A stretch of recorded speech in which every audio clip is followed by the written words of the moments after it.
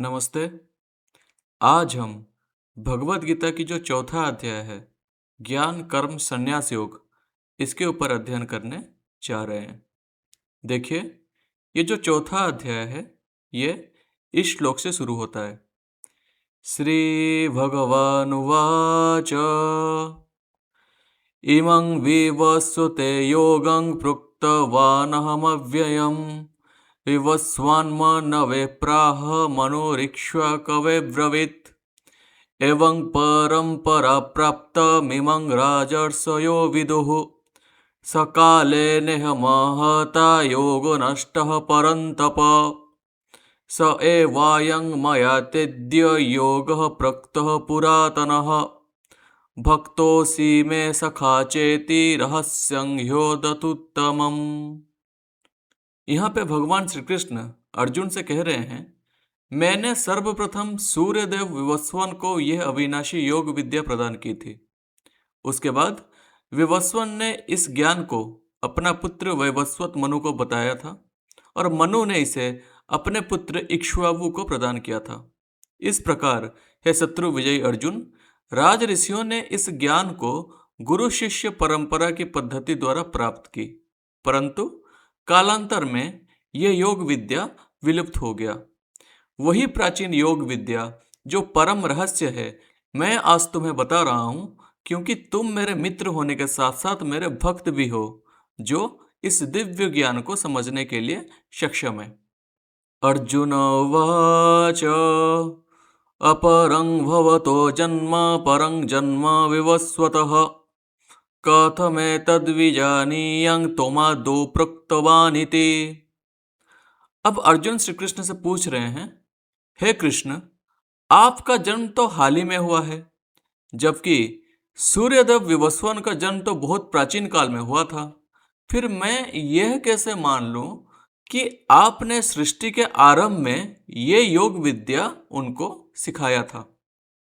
श्री भगवानुवाच बहूनि मे व्यतीतानि जन्मानि तव चार्जुन तान्यहं वेद सर्वाणि न त्वं वेत्थ परन्तप अजोऽपि सन्न्यव्ययात्मा भूतानामीश्वरोऽपि सन् प्रकृतिं स्वामधिष्ठाय संभवाम्यात्ममायया। अर्जुन के पूछे गए संदेह को दूर करने के लिए अब श्री कृष्ण बोल रहे हैं, हे शत्रु विध्वंसक अर्जुन, मेरे अनेक अवतार और तुम्हारे अनेक जन्म हुए हैं और गए हैं। मुझे उन सब का स्पष्ट स्मरण है, परंतु तुम्हें नहीं। यद्यपि मैं जन्म मरण रहित हूं तथा समस्त प्राणियों का स्वामी हूं, फिर भी मैं अपने दिव्य शक्ति से इस जगत में प्रकट होता हूं। फिर भगवान बोल रहे हैं, यदा यदा हि धर्मस्य ग्लानिर्भवति भारत अभ्युत्थानमधर्मस्य तदात्मानं सृजाम्यहम् परित्राणाय साधूनां विनाशाय च दुष्कृतं धर्म संस्थापनार्थाय संभवामि युगे युगे। श्री कृष्ण बोल रहे हैं, हे अर्जुन, जब जब धर्म की हानि और अधर्म की वृद्धि होती है, तब तब मैं धरती पर प्रकट होता हूँ। धर्मात्माओं की रक्षा करने, दुष्टों का विनाश करने और धर्म की पुनर्स्थापना करने हेतु मैं प्रत्येक युग में इस धरती पर प्रकट होता हूँ। फिर भगवान बोल रहे हैं, जन्म कर्म च मे दिव्यमेवं यो वेत्ति तत्त्वतः त्यक्त्वा देहं पुनर्जन्म नैति मामेति सोऽर्जुन वीतरागभयक्रोधा मन्मया मामुपस्थितः वह वो ज्ञानतपसा पूता मध्वामवागतः। श्री कृष्ण बोल रहे हैं, जो मेरे दिव्य जन्म और कर्मों को समझते हैं, उनका देहांत के पश्चात पुनर्जन्म नहीं होता। हे अर्जुन, वो मेरे पास आते हैं। काम, भय और क्रोध से पूर्णतः मुक्त होकर, मुझ में संपूर्ण लीन होकर, मुझ पर आश्रित होकर तथा ज्ञान की तपस्या से शुद्ध होकर पूर्व काल में भी अनेक लोग मेरे साथ एकाकार हो चुके हैं। देखिए, ये जो श्लोक संख्या 9 और 10 है, इसमें भगवान श्री कृष्ण बता रहे हैं कि जो लोग भगवान के जितने अवतार हैं, उनके जन्म और लीलाओं के दिव्य स्वरूप को वास्तव में जानते हैं, वे उन्हें प्राप्त करते हैं। अब श्री कृष्ण इस बात की पुष्टि करते हैं कि सभी युगों में असंख्य मानव इसी माध्यम से ब्रह्म साक्षात्कार कर चुके हैं। उन्होंने भक्ति द्वारा अपने मन को शुद्ध करके इस लक्ष्य को प्राप्त किया। अब प्रश्न उठता है कि मन शुद्ध कैसे होता है? इसका उत्तर यह है कि आसक्ति, भय और क्रोध का त्याग करके मन को भगवान में लीन करने से मन शुद्ध हो जाता है। वास्तव में आसक्ति ही भय और क्रोध दोनों का कारण है।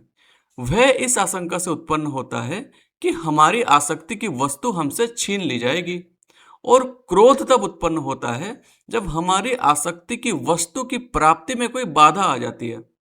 इस प्रकार आसक्ति ही मन के मलिन होने का मूल कारण है। यह जो मायामय जगत है, यह प्रकृति के 3 गुण सत्व, रज और तम, इनसे बना है। संसार की सभी वस्तुएं और व्यक्तित्व इन 3 गुणों के दायरे में आते हैं। जब हम अपने मन को किसी भौतिक वस्तु या व्यक्ति में लगाते हैं तो हमारा मन भी इन 3 गुणों से प्रभावित होता है। इसके बजाय जब हम उसी मन को भगवान में, जो कि प्रकृति के 3 गुणों से परे हैं, उनमें लीन करते हैं, तो ऐसी भक्ति मन को शुद्ध करती है। इस प्रकार काम, क्रोध, लोभ, ईर्ष्या और माया के दोषों से मन को शुद्ध करने का सर्वोच्च उपाय यह है कि उसे संसार से विरक्त करके परम भगवान में लगाया जाए। अब आगे श्री कृष्ण बोल रहे हैं, ये यथा मां प्रपद्यन्ते तंस्तथैव भजाम्यहम् मम वर्त्मानुवर्तन्ते मनुष्यः पार्थ सर्वशः काङ्क्षन्तः कर्मणां सिद्धिं यजन्त इह देवतः क्षिप्रं हि मानुषे लोके सिद्धिर्भवति कर्मजा। जिस भाव से लोग मेरे प्रति आत्मसमर्पण करते हैं, तदनुसार मैं उन्हें प्रतिफल प्रदान करता हूँ। हे पार्थ, सब लोग मेरे ही पथ का अनुसरण करते हैं। इस संसार में भौतिक कार्यों में सफलता की इच्छा रखने वाले लोग देवी देवताओं की पूजा करते हैं, क्योंकि इससे भौतिक फल शीघ्र प्राप्त होते हैं। यहाँ पे एक बात पे आप ध्यान दीजिए। यहाँ भगवान श्री कृष्ण कहते हैं कि वे उन सभी के प्रति प्रतिदान करते हैं जो उनके प्रति समर्पित होते हैं। जो लोग भगवान के अस्तित्व को नकारते हैं, भगवान उनसे कर्म के सिद्धांत के रूप में मिलते हैं। भगवान इनके हृदय में विराजमान होते हैं, उनके कर्मों को देखते हैं और फल प्रदान करते हैं। किंतु ऐसे नास्तिक भी भगवान की सेवा से विमुख नहीं हो सकते। वे भगवान की भौतिक शक्ति अर्थात माया की विभिन्न रूपों जैसे धन, विलासिता, सगे संबंधी, प्रतिष्ठा आदि की सेवा करने के लिए बाध्य हैं। माया उन्हें क्रोध, काम और लोभ के वशीभूत कर लेती है। दूसरी ओर जो लोग अपने मन को सांसारिक आकर्षणों से हटाकर भगवान को लक्ष्य और आश्रय मानते हैं, भगवान उनकी देखभाल भी उसी प्रकार करते हैं जैसे एक माँ अपने बच्चे की देखभाल करती है। फिर भगवान बोल रहे हैं, चतुर्वर्ण्यं मया सृष्टं गुण कर्म विभागशः तस्य कर्तारमपि मां विद्य कर्तारमव्ययम्। मनुष्यों के गुणों और कर्मों के अनुसार मैंने ही मनुष्यों के लिए 4 वर्णों की रचना की है। यद्यपि मैं इस वर्ण व्यवस्था का रचयिता हूं, फिर भी मुझे अकर्ता और सनातन जानो। देखिए, वेद लोगों को 4 प्रकार के वृत्ति में वर्गीकृत करते हैं। वैदिक दर्शन इस विविधता की व्याख्या अधिक वैज्ञानिक तरीके से करता है। यह बताता है कि भौतिक ऊर्जा 3 गुणों से बनी है, सत्व, रज और तमोगुण। ब्राह्मण वे हैं जिनमें सत्व गुण की प्रधानता होती है, वे शिक्षण और पूजा पाठ में रुचि रखते हैं। क्षत्रिय वे हैं जिनमें रजोगुण की प्रधानता होती है और सत्व गुण की मात्रा कम होती है, वे प्रशासन और प्रबंधन में रुचि रखते हैं। वैश्य वे हैं जिनमें रजोगुण और तमोगुण का मिश्रण होता है, तदनुसार वे व्यापारी और कृषि वर्ग बनाते हैं। शूद्रों में तमोगुण की प्रधानता ज्यादा होती है, जिसके वजह से वे श्रमिक वर्ग बनाते हैं। ये चारों वर्ण में वर्गीकरण ना तो जन्म के आधार पर था और ना ही अपरिवर्तनीय। श्री कृष्ण इस श्लोक में बताते हैं कि वर्णाश्रम व्यवस्था का वर्गीकरण लोगों के गुणों और कार्यों के अनुसार था, ना कि जन्म के आधार पर। फिर भगवान बोल रहे हैं, न मं कर्माणि लिम्पन्ति न मे कर्म फले स्पृहा इति मं जो विजानाति कर्मभिर्न सवध्यते एवं ज्ञात्वा कृतं कर्म पूर्वैरपि मुमुक्षुभिः कुरु कर्मैव तस्मात् त्वं पूर्वे पूर्वतरं कृतम्। चूंकि मुझ में कर्मों के फल की कोई लालसा नहीं है, कर्म मुझे दूषित नहीं करते, अतः जो मुझे इस प्रकार जानता है वो भी कर्मों से नहीं बनता। ऐसा जानकर मोक्ष के लिए प्राचीन साधकों द्वारा भी कर्म किया गया था, अतः तुम भी ऐसे कर्म करो जैसे आदि काल से प्राचीन ऋषियों द्वारा किए जाते रहे हैं। देखिए, एक बात आप समझने की कोशिश कीजिए कि कर्म तब व्यक्ति को कर्म फल में बांधते हैं जब वे फल भोगने की भावना से किए जाते हैं। हालांकि भगवान के कर्म स्वार्थ से प्रेरित नहीं होते, उनका प्रत्येक कार्य आत्मा के प्रति करुणा से प्रेरित होता है। इसलिए यद्यपि वे प्रत्यक्ष या अप्रत्यक्ष रूप से जगत का संचालन करते हैं और इस प्रक्रिया में सभी प्रकार के कर्मों में संलग्न रहते हैं, फिर भी वे कभी किसी कर्म फल से कलंकित नहीं होते। भगवान श्री कृष्ण यह कहते हैं कि वे कर्म के फल से परे हैं। ब्रह्म चेतना में स्थित संत भी भौतिक ऊर्जा से परे हो जाते हैं, क्योंकि उनके सभी कर्म भगवान के प्रति प्रेम से संपन्न होते हैं। ऐसे शुद्ध हृदय वाले संत कर्म के फल से बंधते नहीं हैं। फिर भगवान बोल रहे हैं, किं कर्म किम कर्मेति कवयोप्यत्र मोहितः तत्ते कर्म प्रवक्ष्यामि यज्ञत्वा मोक्ष्यसे शुभात् कर्मणो ह्यपि बोद्धव्यं बोद्धव्यं च विकर्मणः अकर्मणश्च बोद्धव्यं गहना कर्मण गतिः। कर्म क्या है और अकर्म क्या है? बुद्धिमान व्यक्ति भी इस प्रश्न पर उलझ जाते हैं। अब मैं तुम्हें कर्म का रहस्य समझाऊंगा, जिसे जानकर तुम भव बंधन से मुक्त हो सकते हो। एक ज्ञानी व्यक्ति को कर्म के सत्य को जानना चाहिए और अकर्म के सत्य को भी जानना चाहिए। इसी प्रकार विकर्म अर्थात निषिद्ध कर्म के सत्य को भी जानना चाहिए। इनका सत्य गहन है और समझने में कठिन है। देखिए, ये जो श्लोक संख्या 16 और 17 है, इसमें भगवान श्री कृष्ण ने कर्म को 3 श्रेणियों में विभाजित किया है: कर्म, अकर्म और विकर्म। कर्म का अर्थ है इंद्रियों को नियंत्रित करने और मन को शुद्ध करने के लिए शास्त्रों द्वारा निर्देशित कर्म।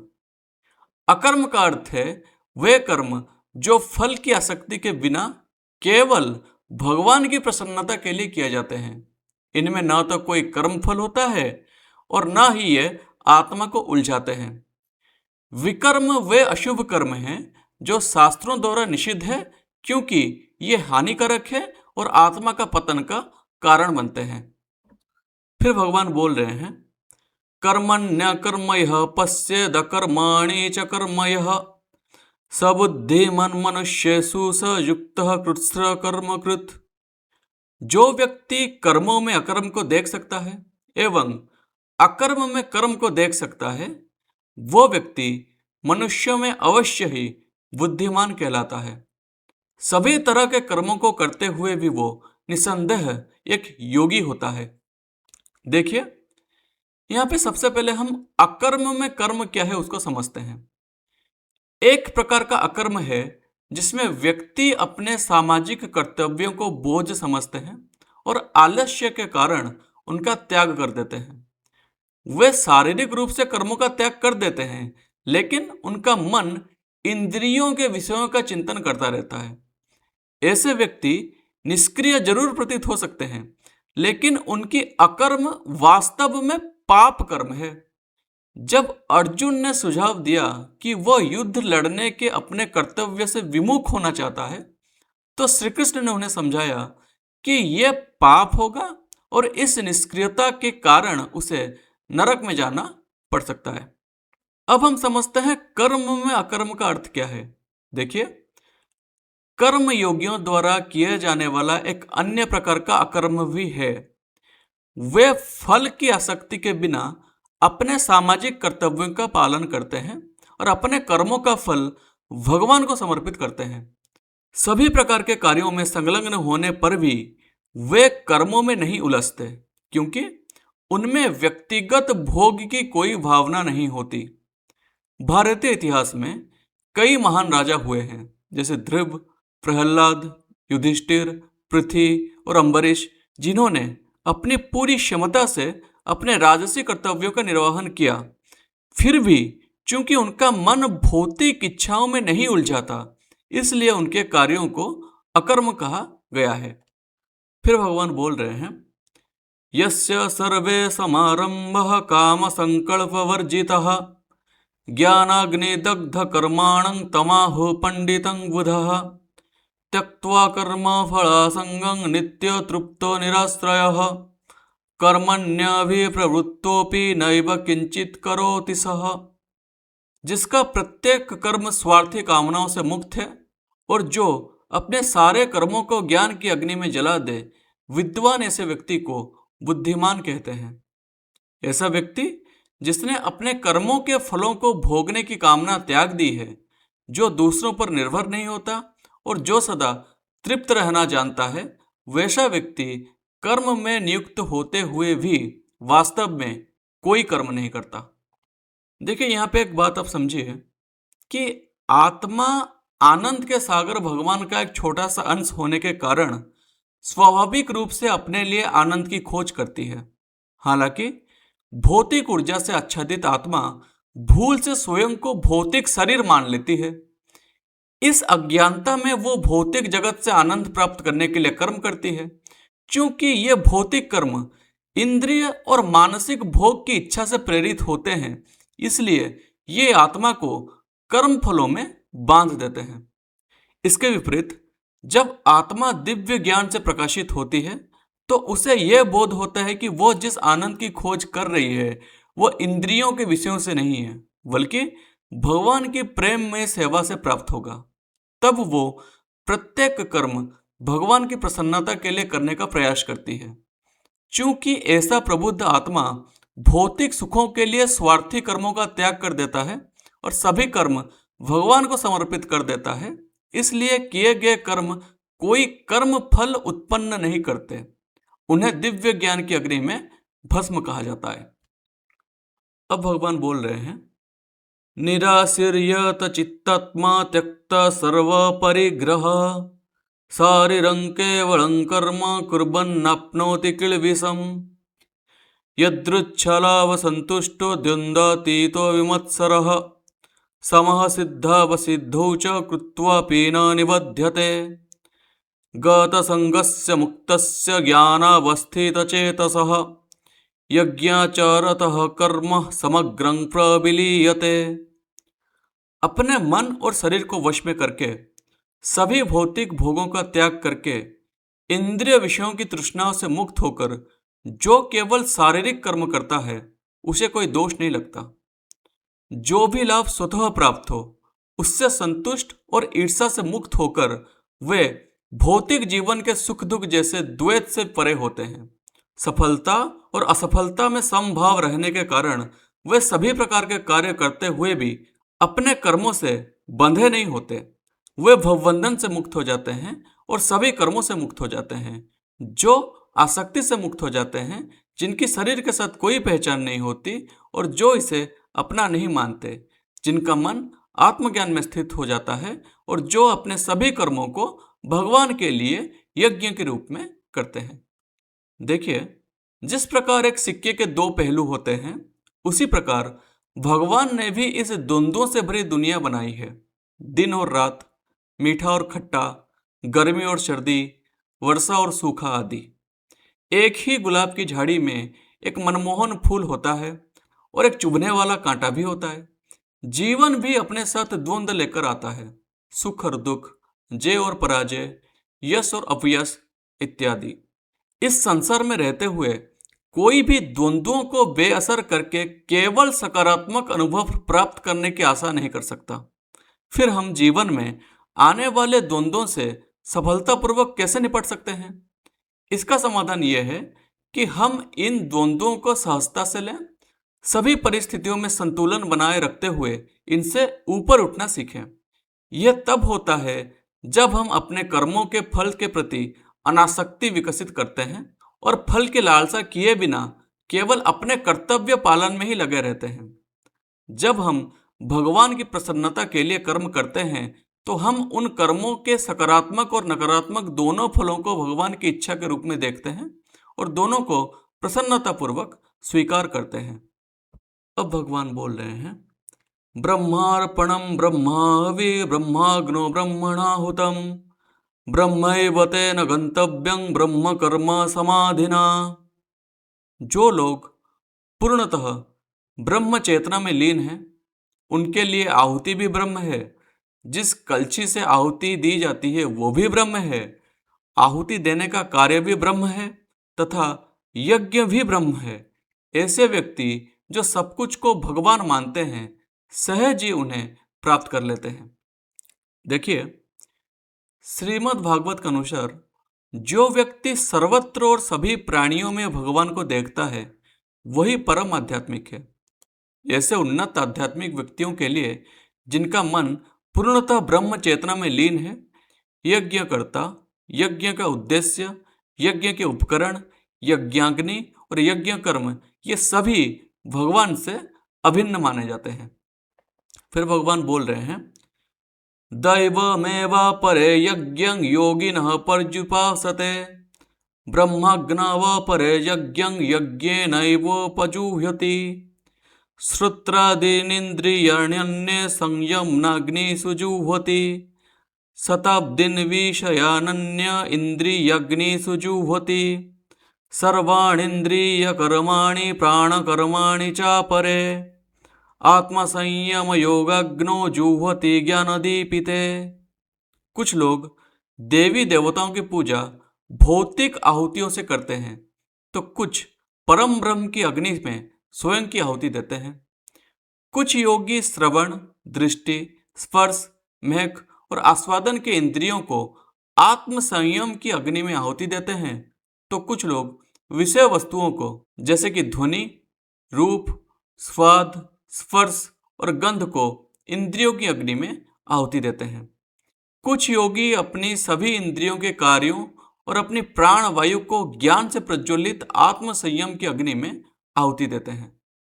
द्रव्य यज्ञास्तपो यज्ञ योग यज्ञास्तथा परे स्वाध्याय यज्ञान यज्ञाश्च यतः संसित व्रतः अपाने जुह्यति प्राणं प्राणे पानं तथा परे प्राणापान गतिरुद्ध्वा प्राणायाम परायणः अपरे नियताहार प्राणान् प्राणेषु जुह्वति सर्वप्यते यज्ञविदो यज्ञक्षपितकल्मषः।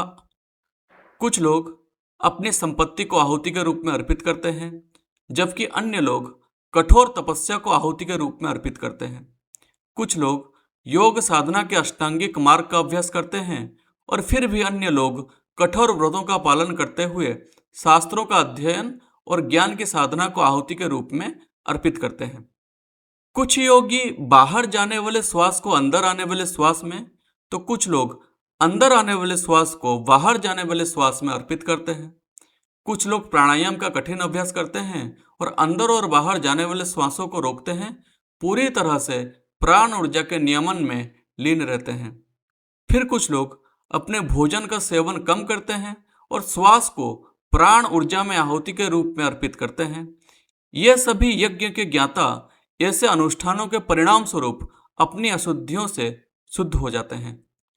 यज्ञ शिष्टामृत भोज यन्ति ब्रह्म सनातनम नायं लोकस्य यज्ञस्य कूतोऽन्य कुरु सत्तम एवं बहुविधा यज्ञ बीतता ब्रह्मणो मुखे कर्मजन विद्धि तन सर्वो नेवं ज्ञत्वा विमोक्ष्यसे। जो लोग यज्ञ के रहस्य को जानते हैं और उसमें प्रवृत्त होकर उसके अमृत तुल्य अवशिष्ट का सेवन करते हैं वे परम सत्य की ओर अग्रसर होते हैं। हे कुरुश्रेष्ठ, जो लोग यज्ञ नहीं करते उन्हें इस लोक में या परलोक में कोई सुख नहीं मिलता। वेदों में इन सभी प्रकार के यज्ञों का वर्णन किया गया है। इन्हें तुम मन, इंद्रिय और शरीर की क्रिया द्वारा संपन्न होने वाले जानकर उनके अनुष्ठान द्वारा कर्म बंधन से सर्वथा मुक्त हो पाओगे। यहाँ पर एक बात पे आप ध्यान दीजिए कि जैसा कि पहले बताया जा चुका है, यज्ञ का रहस्य यह समझना है कि इसे भगवान की प्रसन्नता के लिए किया जाना चाहिए और फिर बचे हुए को उनका प्रसाद अर्थात कृपा माना जा सकता है। उदाहरण के लिए, भगवान के भक्त उन्हें भोग लगाने के बाद भोजन ग्रहण करते हैं। भोजन पकाने के बाद वे उसे पात्र पर रखते हैं और भगवान से अपना भोग स्वीकार करने की प्रार्थना करते हैं। वे मन ही मन ये भाव करते हैं कि भगवान वास्तव में थाली से भोजन कर रहे हैं। भोग के अंत में थाली में बचे हुए को प्रसाद या भगवान की कृपा के रूप में ग्रहण किया जाता है। ऐसे अमृत तुल्य प्रसाद को ग्रहण करने से प्रकाश, शुद्धि और आध्यात्मिक उन्नति होती है। इसी भाव से भक्त भगवान को वस्त्र अर्पित करते हैं और फिर उन्हें प्रसाद के रूप में धारण करते हैं। वे अपने घर में उनके मूर्तियों की स्थापना करते हैं और फिर उसमें इस भाव से निवास करते हैं कि उनका घर ही भगवान का मंदिर है। जब भगवान को वस्तुओं या कार्यों की आहुति दी जाती है तो उसका अवशेष या प्रसाद आत्मा के लिए अमृत तुल्य आशीर्वाद होता है। जो लोग यज्ञ नहीं करते वे कर्मों के फल में उलझे रहते हैं और माया की यातनाओं का अनुभव करते रहते हैं। अब भगवान बोल रहे हैं, श्रेयं द्रव्यमयद् यज्ञ ज्ञान यज्ञं परन्तप सर्वं कर्माखिलं पार्थ ज्ञाने परिसमाप्यते तद्विद्धि प्रणिपातेन परिप्रश्नेन सेवया उपदिश्यन्ति ते ज्ञानं ज्ञानिनस्तत्त्वदर्शिनः यज्ञत्वा न पुनर्मोहमेवं जायसि पाण्डव येन भूतान्यशेषेण द्रक्ष्यस्यात्मन्यथो मयि। हे अर्जुन, ज्ञान द्वारा किया गया यज्ञ भौतिक वस्तुओं से किए गए यज्ञ से श्रेष्ठ है। हे पार्थ, कर्म के सभी यज्ञ ज्ञान में परिणत होते हैं। किसी भी आध्यात्मिक गुरु के पास जाकर सत्य को सीखो, उनसे श्रद्धापूर्वक प्रश्न करो और उनकी सेवा करो। ऐसा ज्ञानी संत तुम्हें ज्ञान प्रदान कर सकता है क्योंकि उसने सत्य का साक्षात्कार कर लिया है। हे अर्जुन, इस मार्ग का अनुसरण करके और गुरु से ज्ञान प्राप्त करके तुम फिर कभी मोह में नहीं पड़ोगे। उस ज्ञान के प्रकाश में तुम देखोगे कि सभी जीव परमात्मा के अंश मात्र हैं और मेरे भीतर समाहित हैं। देखिए, माया के भ्रम में हम संसार को भगवान से अलग देखते हैं और अन्य मनुष्यों के साथ मित्रता या शत्रुता स्थापित करते हैं। यह इस बात पर निर्भर करता है कि वे हमारे स्वार्थ को संतुष्ट करते हैं या नुकसान पहुंचाते हैं। आत्मज्ञान के साथ प्राप्त दिव्य ज्ञान संसार के प्रति हमारे दृष्टिकोण और दृष्टि को बदल देता है। आत्मज्ञानी संत संसार को भगवान की शक्ति के रूप में देखते हैं और जो कुछ भी उनके मार्ग में आता है उसे भगवान की सेवा में लगाते हैं। वे सभी मनुष्यों को भगवान के अंश के रूप में देखते हैं और सभी के प्रति दिव्य भाव रखते हैं। फिर भगवान बोल रहे हैं, अपि चेदसि पापेभ्य सर्वेभ्य पापकृत्तमः सर्वज्ञानं प्लवेनैव वृजीनं सन्तरिष्यसि यथोधंसि समिद्धोऽग्निर्भस्मसात् कुरुतेऽर्जुन ज्ञानाग्निः सर्वकर्माणि भस्मसात् कुरुते तथा।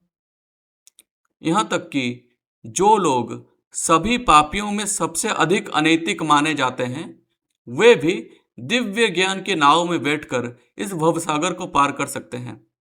हे अर्जुन, जैसे प्रज्वलित अग्नि लकड़ी को भस्म कर देती है वैसे ही ज्ञान की अग्नि भौतिक कर्मों से उत्पन्न सभी प्रतिक्रियाओं को भस्म कर देती है। यहाँ पर एक बात पे आप ध्यान दीजिए कि भौतिक अस्तित्व एक विशाल महासागर के समान है जहाँ व्यक्ति जन्म, रोग, वृद्धावस्था और मृत्यु की लहरों से घिरा रहता है।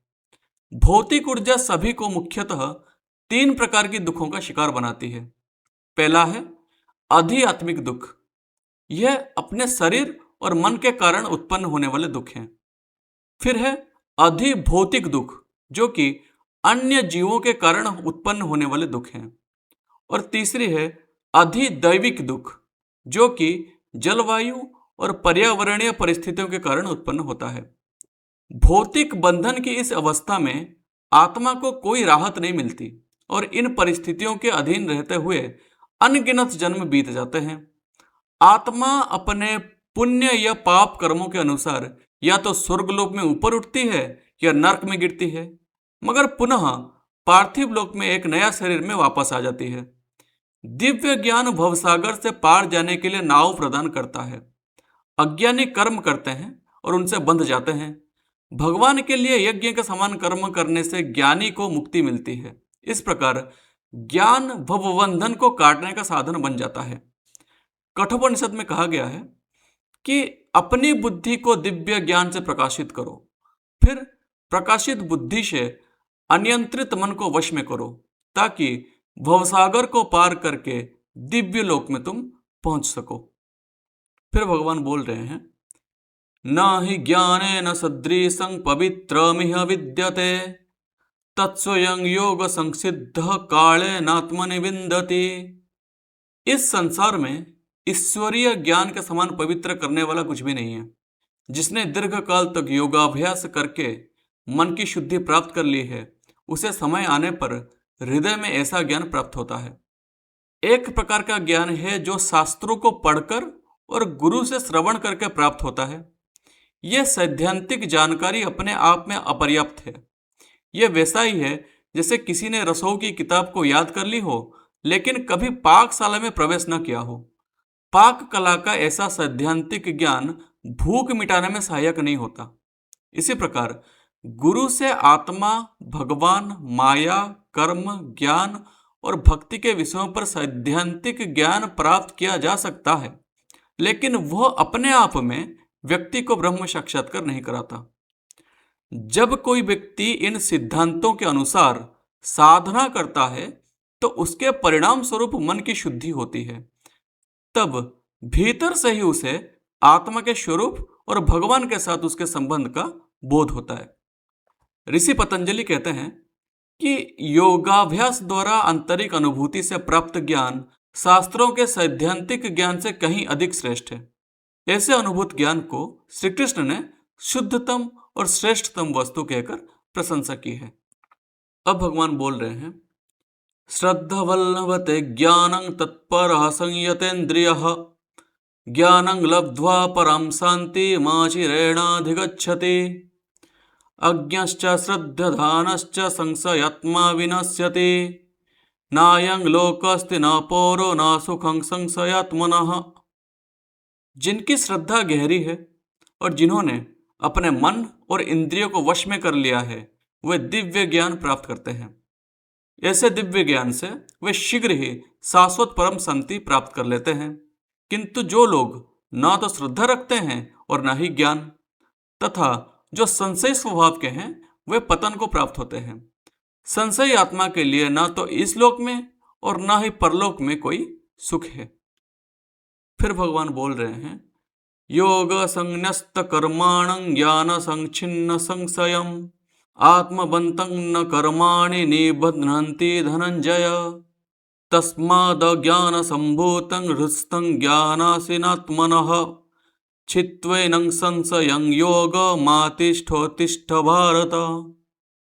हे अर्जुन, जिन्होंने कर्मयोग की भावना से अपने समस्त कर्मों को भगवान को समर्पित कर दिया है, जिनके मन का संशय बुद्धि द्वारा छिन्न भिन्न हो गए हैं और जो आत्मज्ञान में स्थित है, उन्हें कर्म कभी नहीं बांधते।